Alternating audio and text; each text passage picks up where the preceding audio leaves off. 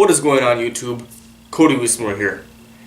As I'm sitting up in my room tonight trying to come up with ideas for new videos, new content related to ice fishing, I figured a very good and important video that I could put out for you guys would be how to tie your own fluorocarbon leaders, specifically for pike. When it comes to pike fishing, I have experimented with everything. I have experimented with steel leaders, wire leaders, mono leaders, braid leaders. I've experimented with everything, okay? I've been ice fishing for about 6-7 years now, and I feel like the best leader out there that you could do is fluorocarbon. And the best way to do it is to tie it yourself. Before we get into the actual tying part, I just want to kind of mention a few things. Number one, fluorocarbon, the benefits, it's invisible underwater, so you can get away with clear water situations. When you're using steel leaders and wire leaders, you tend to scare off a lot more fish. Not really specifically pike. I mean, pike are not that fussy, but the benefit of fluorocarbon is you don't scare off the potential bass and walleye that you would catch compared to if you were using wire or steel leader. That being said, what pound test is the most appropriate for fluorocarbon leader? I started out using 20-pound test and I got a lot of break offs. I was constantly having to retie, and I'm like, okay, I'll bump it up to 25. And same thing, I was getting a lot of break offs. My leaders were constantly being frayed to the point where I would have to retie them anyways. And just a couple years ago, I started using 40-pound test. And 40-pound test fluorocarbon leader material is the best out there. Anything less is not good enough. You're going to get too many frays, and you're going to have to retie constantly. You're going to get break-offs. Anything more, it's just unmanageable. It's too thick. It's too hard to tie. 40-pound test is the most appropriate size. Now, that being said, I do find myself having to retie sometimes, but for the most part, I can make it through a day of fishing and not having to worry about my leaders breaking. And for the record, I have never broken off a 40-pound test leader. Okay? That has never happened to me. And so with that being said, let's get on to the video. So when it comes to fluorocarbon, you want to use leader material. I use Cabela's Seaguar brand 40-pound test leader material. And I can't stress it enough. It has to be leader material. You do not want to use fluorocarbon meant for casting. So, like I said, leader material. Or another good alternative is the Berkeley Vanish. The Berkeley Vanish stuff is basically the same thing. It's leader material, but it's cheaper. The Cabela's fluorocarbon leader material is going to run you about $20 a spool compared to the Vanish. It's going to run you half the price at about $10. Both work fine. Both produce the same results. I'm just partial to the Cabela's brand, Seaguar brand. That's just what I've always used. Now, you're going to need a few tools, okay? But it's something that you should just have lying around the house anyways. It's very simple. A pair of pliers and some clippers. Something to cut the line. Clippers, scissors, it doesn't matter. Obviously, you're going to need the hooks. Now, what kind of hooks should you use? I am partial to the VMC Sure Set number 8 red treble hook. I'm not sure if they still produce these hooks anymore, but that's just what I've always used. It's what I have the most confidence in. I'm not affiliated with VMC. I'm in an alternative to the VMC brand is Mustad.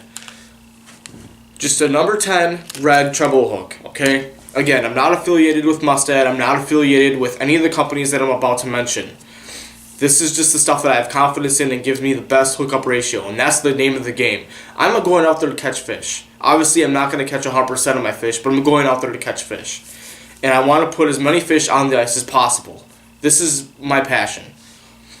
You're going to need swivels. I use Spro size 4 swivels. These are the power swivels by Spro.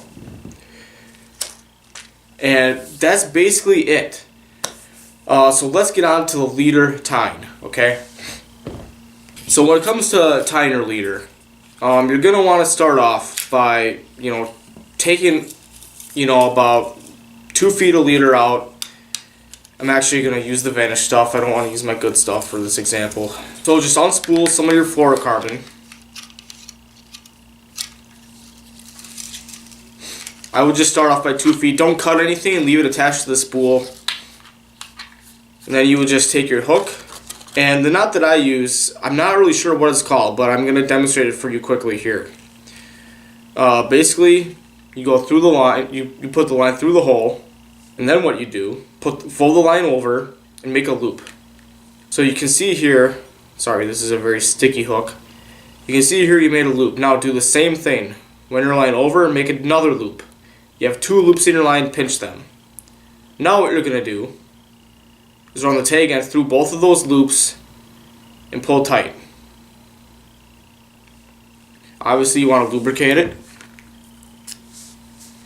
This is where your pliers comes in. It's very important that this knot is tight. And the knot that I use this particular knot because it uses up the least amount of line. You know, when you're paying $20-$30 a spool, you don't want to be wasting line. Then you're going to take the pliers, grab the shank of the hook, and just pull tight. And that's really all that's to it. Now, I'm most of the time using short leaders. I don't like to use anything over 10 inches. Reason being, anything over about 10 inches, the minnow can fight it too much.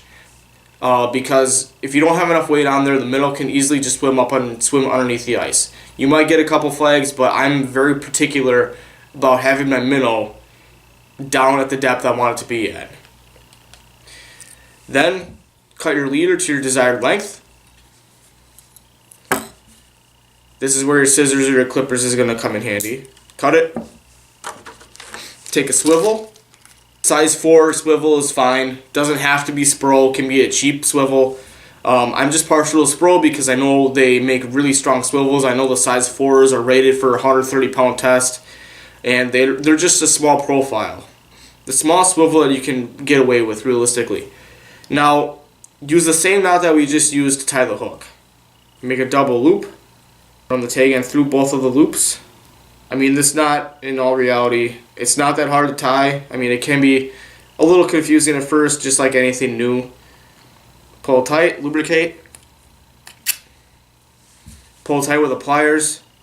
You don't want to pull too tight. You just want to make sure that knot is tight, because if you pull too tight, you're going to kink the leader itself, and that's what you don't want to kink. Grab the swivel. Make sure you don't hook yourself. Just get some kind of leverage, and then just pull tight. And then there you have it. There is your leader. Obviously, then you want to cut the tag ends off.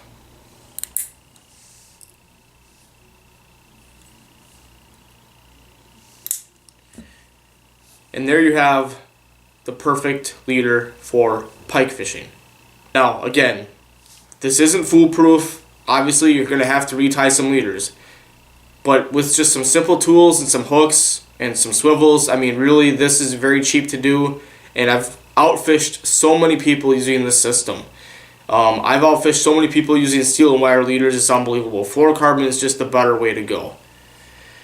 So with that being said, guys, I hope you learned something today. Thanks for watching. Please comment, subscribe, share this video.